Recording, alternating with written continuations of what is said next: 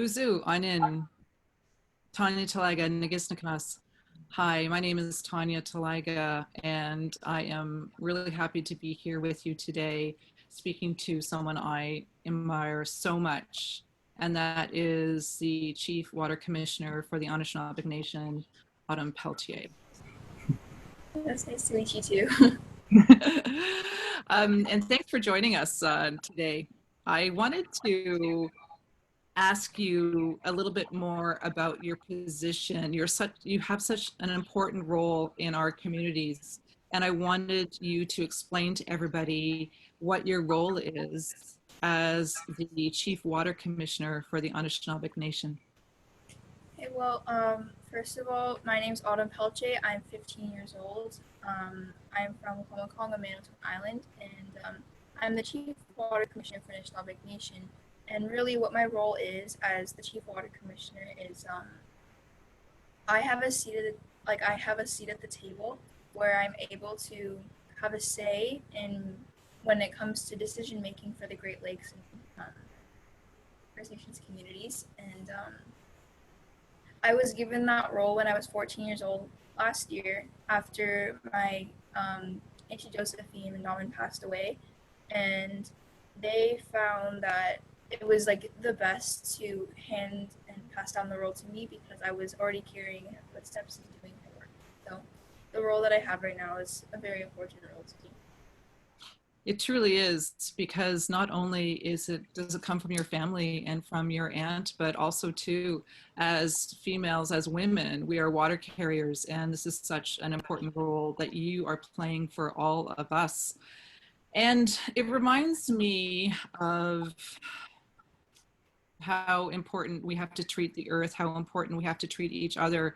And along those lines, I always think of why is it that Canada can't seem to figure out what's happening with those boil water advisories, and why it is we still have so many of our communities without clean, drinkable water.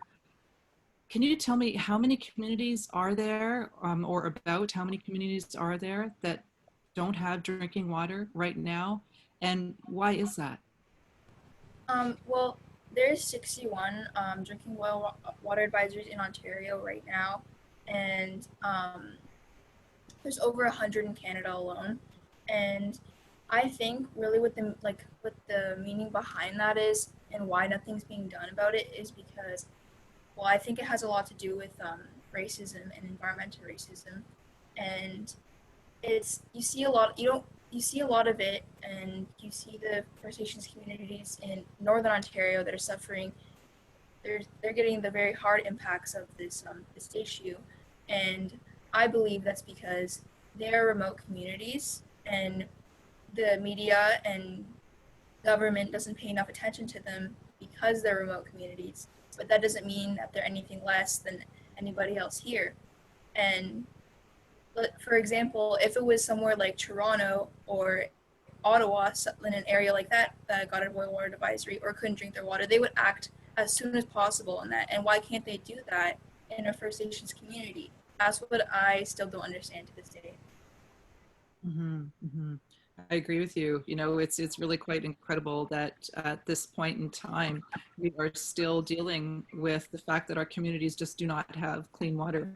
And when I ask myself, why is it, I always think that inequality, a lack of equity of our communities, and racism is behind it, because there has to be political will in order to get clean water to all of our nations. And sadly, we just don't seem to have it yet. In your view, Autumn, what is the most pressing climate change issue right now in Canada? Well, there's a lot of climate issues in Canada that I know about, but like the ones that kind of point out to me are like the pipelines and how they erode and how that affects the earth, and then there's stuff like the carbon emissions in the air, and then there's oil extraction and mining, and those are kind of the ones that point out to me. But I feel, yeah, those are the ones that point out to me. What is the role of journalism in amplifying your message? Well, journalism actually plays a really big part in the stuff I do because that is the kind of like a big part of how I get my message out, and a lot of it goes on social media or they go in articles, and I think that's where people are able to learn about the stuff I do, and I think that a lot more journalism needs to be based towards Indigenous youth and environmental activists because, like I said before, as a person of color or as an activist of color, I feel that we are put in the background because we are not heard enough because of the color of our skin. Because when you see stuff, um, you see it's the non-indigenous people that are the most well known for this kind of stuff, and I feel that we need to be more heard. And it's because like I feel this way because my people and people of color have been doing this for so many years, but we're still put in the background. No matter how hard we fight or how long we fight, we're still put in the background. And I feel that with journalism, journalists they can help us get our message out, and that we could be heard. Hmm. Hmm. Hmm. Do you feel that people are listening to you, that your advocacy is helping to change minds and hearts?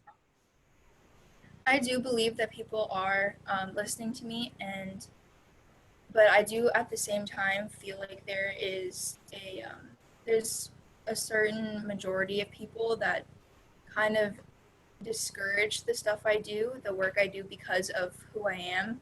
And when I say that, I mean because of my race, because of this color of my skin. And not only that, it's also my age because I do get a lot of positive feedback when I'm speaking and um, working with other people. But at the same time, there's also stuff like negative feedback on social media. And a lot of that actually is because of my race, my age, and um, the color of my skin. And I'm always told, well, what can she do because she's only 15 or she's only 14, she's only 13.